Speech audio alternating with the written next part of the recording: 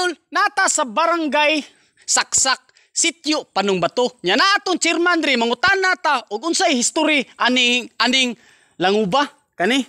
Chairman, unsa may history aning maong langob? Gitawag ni siya og Pandong Bato.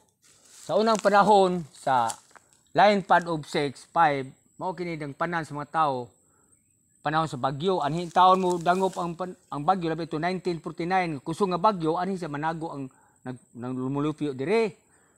Diri daghan na kaito panahon na daghan pa kay din mga wildlife sama sa kabog, kabyaw, kwaknit, apan karon wala na. Kay tungod sa mga illegal nga pagkuha sa mga butang sa ilawom sa langob. Mao gitawag og Pandong Bato Cave.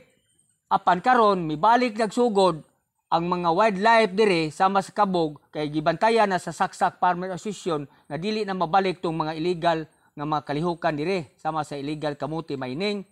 Mao ni siya dako kay katabang sa atong environment kay puy-anana ni siya sa mga kabog, kabyaw, unya dang panan po sa taos panahon sa bagyo ug sa tung dunay mga trahedya sa panahon nga kuyaw sama sa bagyo anhi dangop in taon ang lumulupyo din sa sityo Pandong Bato. Sityo Pandong Bato, Lubo, barangay Saksak. Oh, nindot yo kayo. Mo na idol nga atuag yung alimahan og atog yung dili ginato pasipadan ang atong kinayahan sama na. Mo ni gitawag chairman og Pandong Bato Cave. Pandong Bato Cave. Okay. Okay, idol.